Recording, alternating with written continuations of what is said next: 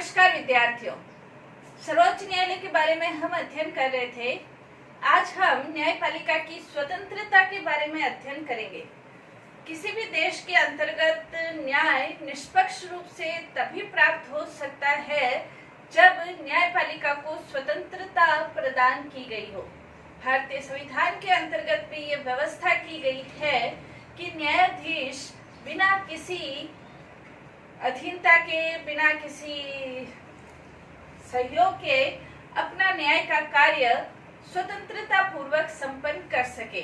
इसके लिए संविधान के अंतर्गत न्यायाधीशों की स्वतंत्रता से संबंधित अनेक प्रकार की व्यवस्थाओं का जहां उल्लेख मिलता है, वहीं ये अपेक्षा की गई है कि जो न्यायाधीश है वो भी स्वतंत्रता पूर्वक यानी कि निष्पक्ष रूप से, बिना किसी भय के, बिना किसी ऊपरी दबाव के न्याय का कार्य संपन्न करेंगे। और इसके लिए विभिन्न प्रकार की व्यवस्थाओं का उल्लेख हम देख सकते हैं, जिसके अंतर्गत क्योंकि किसी भी देश का जो प्रमुख आधार है वो न्याय के ऊपर निर्भर करता है। यदि न्याय निष्पक्ष रूप से नहीं मिलता है या किसी दबाव के कारण न्यायपालिका को अपने निर्णय में परिवर्तन करना पड़ता है या न्यायपालिका अपना न्याय का कार्य सही प्रकार से संपन्न नहीं कर पाती है, तो उस देश के अंतर्गत न्याय व्यवस्था के ऊपर अनेक सवाल, प्रश्नवाचक चिन्ह खड़े होते हैं, जिससे न्याय के प्रति लोगों का जो विश्वास है वो खत्म होता है। न्याय के प्रति विश्वास खत्म होना यानी कि लोकतंत्र के प्रति विश्वास खत्म होना। इसीलिए भारतीय संविधान के अंतर्गत न्यायपालिका की स्वतंत्रता के लिए अनेक प्रकार की व्यवस्थाएं की गई है, ताकि न्यायाधीश बिना किसी दबाव के अपना कार्य स्वतंत्रता पूर्वक और निष्पक्षता पूर्वक संपन्न कर सके।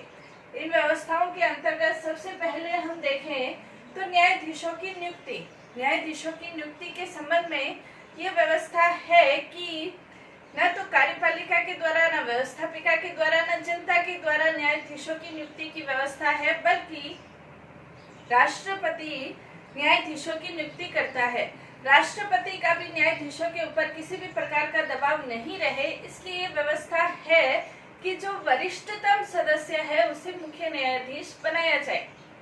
वरिष्ठतम सदस्य जब मुख्य न्यायाधीश बनता है, वरिष्ठतम सदस्य की सलाह से, परामर्श से राष्ट्रपति अन्य न्यायाधीशों की नियुक्ति करता है, और जो ये वरिष्ठतम न्यायाधीश है वो अन्य न्यायाधीशों की नियुक्ति करते समय जो दूसरे न्यायाधीश है उससे लिखित परामर्श, चार जो अन्य न्यायाधीश है उनसे लिखित परामर्श के आधार पर राष्ट्रपति को परामर्श देता है। उस आधार पर न्यायाधीशों की नियुक्ति होती है। यानी कि न्यायाधीशों की नियुक्ति करने में न तो सरकार और न ही मुख्य न्यायाधीश अपनी मनमानी का प्रयोग कर सकता है, बल्कि एक निश्चित प्रक्रिया के माध्यम से न्यायाधीशों की नियुक्ति होती है।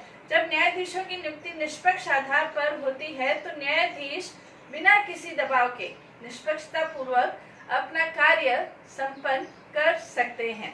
तो न्यायाधीशों की नियुक्ति की एक निश्चित प्रक्रिया संविधान में है, जिसे सरकार न ही मुख्य न्यायाधीश कोई मनमानी कर सकता है। तो न्यायाधीशों की नियुक्ति में जब मनमानी नहीं होती तो स्वतंत्रता पूर्वक न्यायालय अपना कार्य संपन्न कर सकता है। इसी प्रकार जो न्यायाधीशों का कार्यकाल है, न्यायाधीशों का कार्यकाल निश्चित है। हालांकि अमेरिका के अंतर्गत जो न्यायाधीश है वो आजीवन अपने पद पर रहते हैं। भारत के अंतर्गत जो न्यायाधीशों का कार्यकाल है, 65 वर्ष की आयु प्राप्त व्यक्ति, सर्वोच्च न्यायालय के अधिकतम 65 वर्ष की आयु प्राप्त व्यक्ति सर्वोच्च न्यायालय के न्यायाधीश पद पर रहते हैं। उससे पहले उनको उनके पद से अक्षमता और कदाचार के आधार पर ही हटाया जा सकता है, अन्य किसी आधार पर उनको उनके पद से नहीं हटाया जा सकता। यानी कि उनको पद की सुरक्षा प्रदान की गई है, तो बिना किसी डर के अपना कार्य स्वतंत्रता पूर्वक संपन्न कर सकते हैं। उनको ये डर नहीं रहता कि अपन यदि ये निर्णय नहीं करेंगे तो पद से हटा दिए जाएंगे। हटाने के लिए महाभियोग प्रक्रिया है, और महाभियोग जो प्रक्रिया है उसके अंतर्गत ये एक बड़ी जटिल प्रक्रिया है, और आज तक सर्वोच्च न्यायालय के किसी भी न्यायाधीश के विरुद्ध महाभियोग प्रस्ताव पारित नहीं हो पाया है। हालांकि रामास्वामी के जो न्यायाधीश थे उनके ऊपर लगा जरूर था, लेकिन आज तक किसी के ऊपर महाभियोग प्रस्ताव पारित नहीं हो पाया है। तो बिना किसी डर के उनको पद की सुरक्षा प्रदान की गई है, तो बिना किसी डर के वो अपना कार्य स्वतंत्रता पूर्वक संपन्न कर सकते हैं।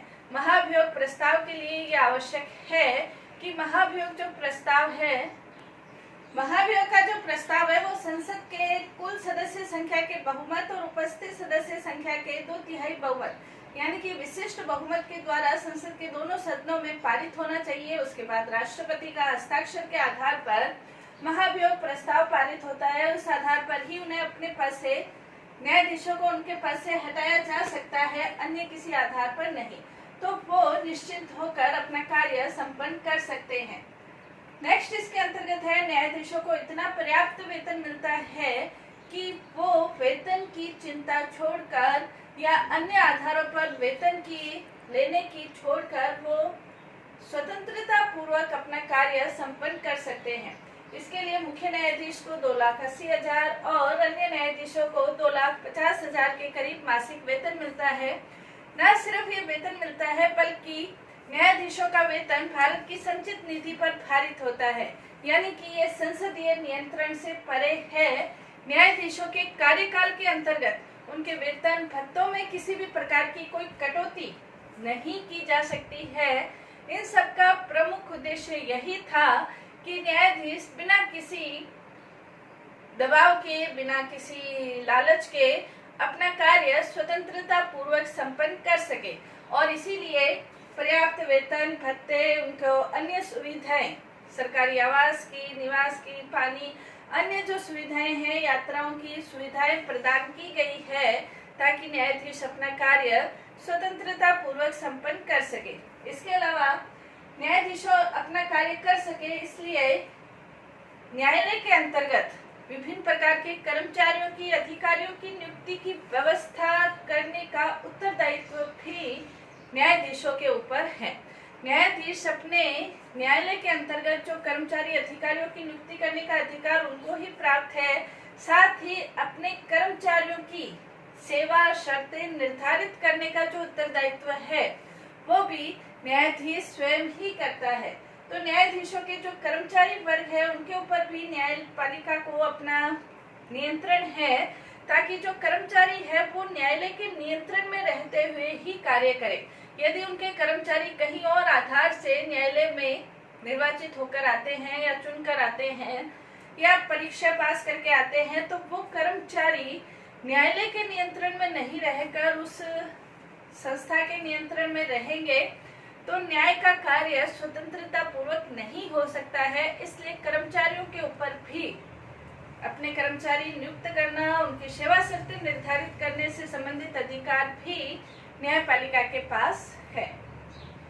इसके अलावा अपनी कार्य प्रणाली से संबंधित किस प्रकार की कार्य प्रणाली निर्धारित करनी है, कार्य प्रणाली को निर्धारित करने से संबंधित नियम बनाने की जो शक्ति है वो भी न्यायाधीशों को अपनी प्राप्त है। न्यायाधीश अपनी कार्यवाही से संबंधित कार्रवाई कैसे करनी है, कौन से मुकदमे लेने हैं, नहीं लेने हैं, कब लेने हैं, किस प्रकार की कार्रवाई करनी है, किसको बुलाना है, क्या गवाह होंगे, इस तरह के नियमों से संबंधित जो कार्रवाई है उससे नियम बनाने की जो स्वतंत्रता है वो न्यायपालिका को प्राप्त है। कोई और संस्था, कोई और अधिकारी, सरकारी कर्मचारी, प्राधिकृत कर्मचारी इसके लिए न्यायपालिका के लिए नियम नहीं बनाता। न्यायपालिका अपने नियम स्वयं बनाती है ताकि वो स्वतंत्रता पूर्वक अपना कार्य संपन्न कर सके। नेक्स्ट इसके अंतर्गत न्यायपालिका की स्वतंत्रता से संबंधित सबसे महत्वपूर्ण जो शक्ति है उनको उनके कार्यों के संबंध में उन्मुक्तियां प्रदान की गई है। उन्मुक्तियां प्रदान की गई है, इसका तात्पर्य ये है कि न्यायाधीश जो भी निर्णय करता है उसके संबंध में क्वेश्चन मार्क नहीं उठाया जा सकता कि न्यायाधीशों ने जो निर्णय दिया है वो किसी स्वार्थवश दिया है या किसी और कारण से प्रभावित होकर निर्णय दिया है। इस प्रकार का क्वेश्चन मार्क उनके ऊपर नहीं लगाया जा सकता। न ही शैक्षणिक दृष्टि से आलोचना की जा सकती है, लेकिन वैसे उनके ऊपर न्यायाधीशों के निर्णय के संबंध में, आचरण के संबंध में किसी भी प्रकार की आलोचना नहीं की जा सकती है। महाभियोग प्रक्रिया के अलावा संसद में उनके आचरण के संबंध में कोई विचार विमर्श नहीं हो सकता है और न ही उनके ऊपर उनके वेतन भत्तों के संबंध में, उनके कटौती के संबंध में इस प्रकार का कोई भी कार्य किया जा सकता है। वित्तीय आपात के अलावा अन्य किसी भी आधार पर उनके वेतन में भी किसी भी प्रकार की कोई कटौती का प्रस्ताव प्रस्तावित नहीं किया जा सकता है। इस प्रकार की उनको उन्मुक्तियां प्राप्त है ताकि वो अपना कार्य, उनको ये डर नहीं हो कि अगर हमने ये निर्णय दिया तो हमारे ऊपर कोई भी प्रकार का आक्षेप लग सकता है, तो वो निश्चित होकर अपना निर्णय दे और अपने कार्यों को स्वतंत्रता पूर्वक संपन्न कर सके। तो इस प्रकार की उन्मुक्तियां प्रदान की गई है। इसी प्रकार न्यायपालिका को अपनी स्वतंत्रता के संबंध में कार्यपालिका से भी पृथकता प्रदान की गई है। नीति निर्देशक सिद्धांतों के अंतर्गत अनुच्छेद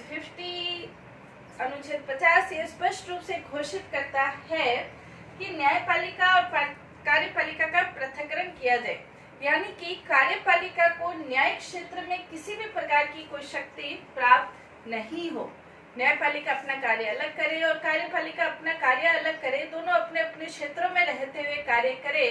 कार्यपालिका को न्यायिक क्षेत्र के अंतर्गत किसी भी प्रकार का न्यायिक कार्य करने से संबंधित शक्ति नहीं है, ये संविधान में स्पष्ट रूप से उल्लेख है, और न ही किसी सरकारी प्राधिकारी के द्वारा कोई न्यायिक कार्य किया जाता है। तो इस प्रकार से कार्यपालिका और न्यायपालिका को अलग करके भी न्यायपालिका की स्वतंत्रता के संबंध में प्रयास किए गए हैं। नेक्स्ट इसके अंतर्गत है कि न्याय क्षेत्र में किसी भी प्रकार की कोई कटौती नहीं की जा सकती है। संसद कानून बनाकर या संविधान में संशोधन करके न्यायिक क्षेत्र में, न्यायपालिका के क्षेत्राधिकार के क्षेत्र में कोई कटौती नहीं कर सकती है, कटौती से संबंधित कोई विधेयक पारित नहीं कर सकती है। हालांकि संसद को यह अधिकार है कि वो न्यायिक क्षेत्र के अंतर्गत न्यायिक क्षेत्र को बढ़ा सकती है, क्षेत्राधिकार को बढ़ा सकती है, लेकिन कटौती न्यायिक क्षेत्र में नहीं की जा सकती। जब कटौती नहीं की जा सकती तो न्यायपालिका स्वतंत्रता पूर्वक अपना कार्य बिना किसी दबाव के अपना कार्य संपन्न कर सकती है। इसी प्रकार न्यायाधीशों को अपने अवमानना के संबंध में दंड देने की शक्ति प्राप्त है।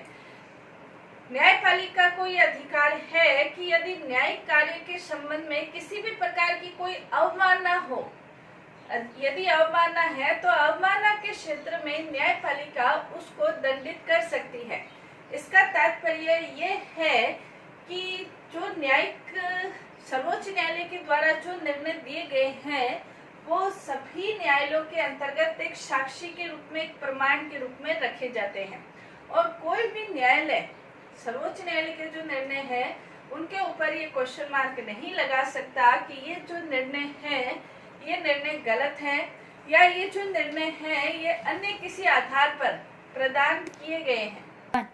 साक्ष्य के रूप में रखे जाएंगे न्यायाधीशों के निर्णय, और उसके ऊपर कोई भी क्वेश्चन मार्क नहीं लगाया जा सकता, और न ही ये कहा जा सकता है कि न्यायालयों का ये निर्णय सही नहीं है या इसमें कम है या ज्यादा है। इस तरह की कोई किसी भी प्रकार की अवमानना नहीं की जा सकती। अवमानना के अंतर्गत ये भी शामिल है कि किसी भी व्यक्ति को वो न्यायाधीशों का निर्णय मानने से भी इनकार नहीं कर सकता है, और इसके अंतर्गत ये भी शामिल है कि न्यायाधीशों का निर्णय लागू करने के संबंध में भी कोई भी व्यक्ति, उसके व्यक्ति, संस्था, अधिकारी इसके अंतर्गत निष्पक्ष निर्णय में कोई भी बाधा उत्पन्न नहीं कर सकता है। तो न्यायाधीश अपना निर्णय उचित प्रकार से देते ही हैं, और न्यायाधीश अपना निर्णय लागू करे और उस निर्णय में किसी भी प्रकार का कोई भी क्वेश्चन मार्क नहीं उठे। अगर क्वेश्चन मार्क उठता है तो वो अवमानना मानी जाती है और उसके लिए दंड की व्यवस्था भी होती है। ये सब व्यवस्था इसलिए की गई है ताकि न्यायाधीश अपना कार्य स्वतंत्रता पूर्वक संपन्न कर सके। इसके अलावा न्यायाधीशों की स्वतंत्रता के ऊपर एक और व्यवस्था भी की गई है कि न्यायाधीशों की जब न्यायाधीश अवकाश प्राप्त हो जाते हैं, यानी कि रिटायर हो जाते हैं, सेवानिवृत्त हो जाते हैं, उसके बाद न्यायाधीशों को किसी भी न्यायाधीश के समक्ष सर्वोच्च न्यायालय, उच्च न्यायालयों के अंतर्गत वकालत करने के संबंध में प्रतिबंध लगाया गया है। प्रतिबंध इसीलिए लगाया गया है ताकि न्यायाधीशों की स्वतंत्रता के ऊपर कोई विपरीत प्रभाव नहीं पड़े। हालांकि राष्ट्रपति को यह अधिकार है कि किसी भी विशेष मुकदमे के संबंध में, विशेष जांच के संबंध में, अन्वेषण के संबंध में वो न्यायाधीशों की नियुक्ति कर सकता है, सेवानिवृत्त न्यायाधीशों की भी। लेकिन वकालत के संबंध में उनका प्रतिबंध लगाया गया है। तो ये आज हमने न्यायाधीशों की स्वतंत्रता के संबंध में हमने ये विचार पढ़े। स्वतंत्रता के संबंध में जो व्यवस्थाएं हैं वो पढ़ी। भारतीय संविधान के अंतर्गत ये व्यवस्थाएं की गई है कि न्यायाधीश बिना किसी दबाव के स्वतंत्रता पूर्वक अपना कार्य संपन्न कर सके ताकि लोगों को सही, सक्षम और निष्पक्ष न्याय प्राप्त हो सके। धन्यवाद।